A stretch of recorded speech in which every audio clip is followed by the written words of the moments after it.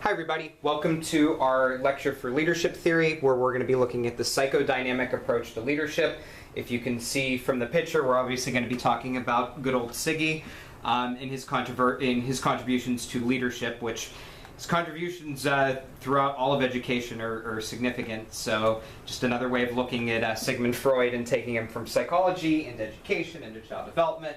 He's everywhere in this field, and he's everywhere in psychology too. But it's a good approach to looking at leadership, and I think you'll get something out of it.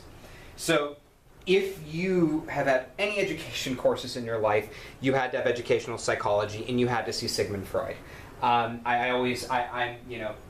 dating myself in my age. My vision of Sigmund Freud was what I knew of him in Bill and Ted's Excellent Adventure. So when I see that, I'm always thinking, the whole "tell me about your mother" conversation that he had with Bill. But it's a good way of looking at him. He really studied children and personality and how your experiences as a child impacted who you were as a person. I think that parallels to leadership too. But the basis of all of psychology really came from him, and so did this approach. So the main thing with this approach is that you're using it to look at personality, and you have to know that. We have to define what personality is. How can personality itself be defining? And does it help you in being a leader? Many people have many different opinions on this approach, and I think it's important that you know that this can be looked at about a million different ways. And if you go into it knowing that, that makes how we approach this a lot better. So think about what all the different styles emphasized. They really spoke about different traits and characteristics so far. This approach is taking that and throwing it out the window, and it's saying that we're looking at personality types. We're saying that various different people and different personality types are better suited for leadership positions, and therefore we should make sure that those people are put in leadership positions because they have the necessary personalities in order to serve them in the necessary situations as well. So we're saying, under Freud, we're going to deal with the unconscious for this approach. We're saying that people have motives and feelings that are unconscious and feelings that are conscious. So they're going to have leadership ability that's based with their personality characteristics that are deeply ingrained and from emotional effects of past experience. I buy into this model. I believe it. I think our past influences who and what we are and how we can act as a leader in our characteristics. So our first experiences with leadership really is the first day that you're born into the world. Mom and dad are your primary caregivers. Other people give you a sense of leadership, and you learn from them. You're going to have childhood experiences. You're going to be either paternalistic, maternalistic.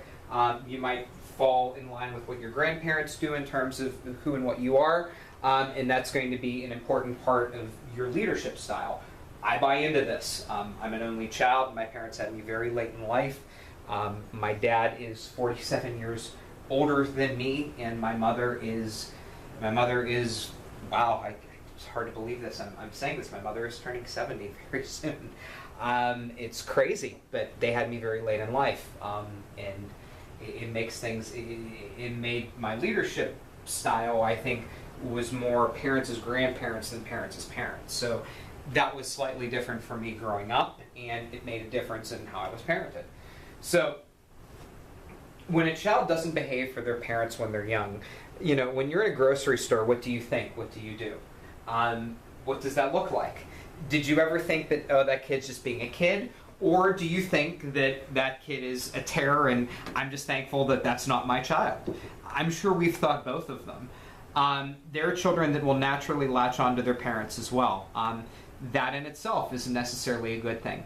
It doesn't mean that they're effective or ineffective leaders, but there are going to be parents, there are going to be children that latch onto their parents, and parents that empower and enable that as well.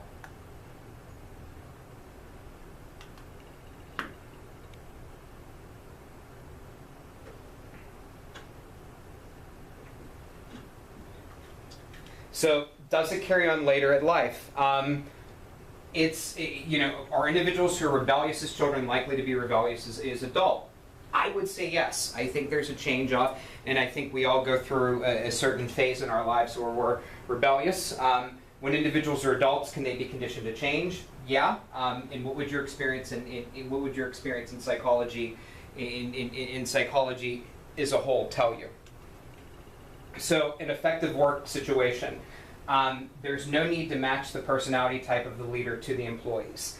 But the employees have to be aware of the personality type of the leader, and the leader has to know what the personality type of the employees is.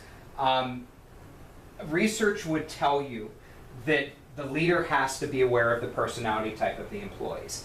But I think employees have to know who and what the leader is in order to work effectively on them. And I think that's I think that's equally important.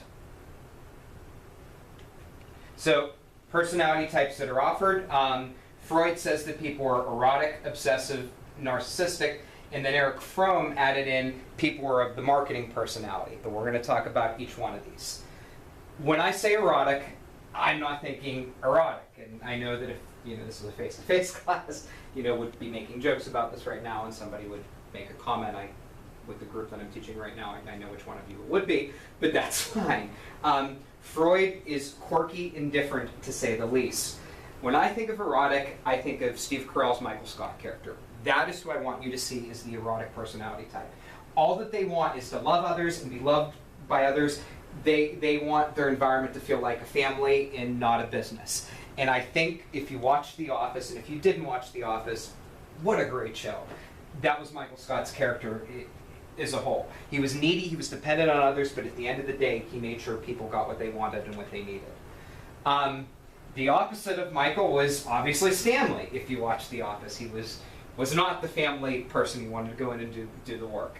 What grade levels do you find this in? I find this in the elementary schools. I really think that's what it is. And you're going to have Stanleys that don't fit with that style of management. When you do, if that's your main leadership style, you want everybody to love you and you want it to be a team, I would try to move the Stanleys to a different building. I think that's important, and I think it's a big idea. So the obsessive personality is slightly different, and I love this picture because it's the person that color coordinates their closet. Standards, rules, and guidelines are their entire life.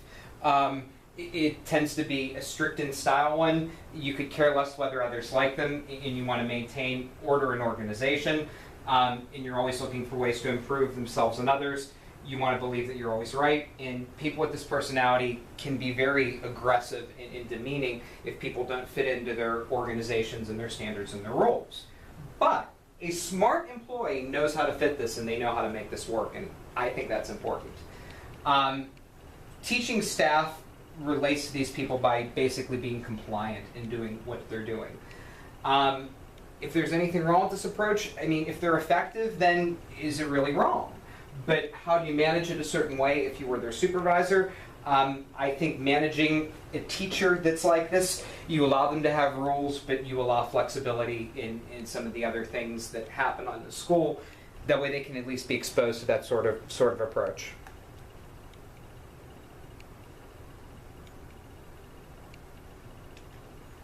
So, the narcissistic personality, this is the person that wishes to receive no guidance. They're not vain like you would assume. They take pride in their accomplishments and they want to talk about it. But the main thing that they want is if they've done something, they want to be acknowledged for it. They know what they need to do. They don't take advice in order to ensure that a plan is carried out. They have a vision, they have a goal, they have a mission. And if you've seen American Psycho, Christian Bale's character in there, that's Patrick Bateman is the perfect example of what Freud would determine narcissistic personality type is. Most teachers fit this personality type, and you've heard me say that throughout this course. They know what they're supposed to do. They expect to be acknowledged and praised constantly. You have to learn how to manage them, and it makes life difficult for principals who used to be teachers. The marketing personality is your gym. They're highly adaptable, they can conform to situations when needed, and they're quick to adapt to changes in society and organizations. Their goal is to grow personally, competently, and emotionally, and facilitate a network when they need to. They're going to talk to the right people, they're going to make sure the right things are said. I think that's a big deal, and I think that's important to note. Most of your teachers, if they can do this, and if they believe in you, this is what you want. You want people that are going to adapt to your style of leadership, and it's going to make your life easier. They'll tell you what you need to do to be effective. They'll give you the gossip of what goes on in the building. They might be pursuing principal positions themselves because they understand what they need to do to adapt to changes and work with organizations and network. So you give them experiences so they know what the position looks like and is. So obviously, we'll talk about Carl Jung. We've already kind of mentioned extroversion, introversion, sensing, intuitive, thinking, feeling, and judging and perceiving a little bit. We're going to talk about each one of these. We talked about it in chapter 2 because it relates to traits. But we know that there are 16 different combinations. If you want to go to Wikipedia and type in Carl Jung and personality types, you will find a lot more out. I encourage you to really know your personality types and understand them. The key ideas, looking at each one of them, extroversion are the people that talk a lot. They want contact from others. They want validation from others. Your introverts don't like to talk. It drains them to be in front of people and to be talking, and they would prefer to listen. Your sensing and your intuition, your sensing people are going to be very detail-oriented, dealing with the real world. They want things that are tangible, that they can hear, touch, smell, feel. Intuitive people are much more conceptual than theoretical. They want change in their day. They're going to be people that are going to teach differently, act differently as teachers, and they want to use different kind of solutions to solve problems. Thinking and feeling, I think this one is fairly simple. Your thinkers are your ones that want to be detached from people. They want to be alone to make decisions, and then they'll make a list of possible results and outcomes. Your feelers, this is your, Michael Scott, the character, would be a feeler. The feelings of people, harmony of others is what dictates it, and they want to make sure that others understand them and understand their perspective as well. Judging and perceiving, this one is, I would say, I've told you this before, but extroversion and introversion is a big idea in the principalship. I believe that judging and perceiving as well. Judges are structure, plan, schedule, and resolution. We need to make a decision. It has to be this way, blah, blah, blah. Perceivers are ones that are going to be spontaneous. They might take their times. They might take their time if they need to. Deadlines aren't real deadlines. They'll make decisions without difficulty, but they can change it over and over again, but they can adapt to different situations. I see judging versus perceiving and extroversion versus introversion very big in the principalship. So I give you a table that really goes over the different approaches. This is in your textbook. You can certainly look at it. I'll give you a minute to look at it on the slides in case you don't have your book handy, so take a minute and look at it.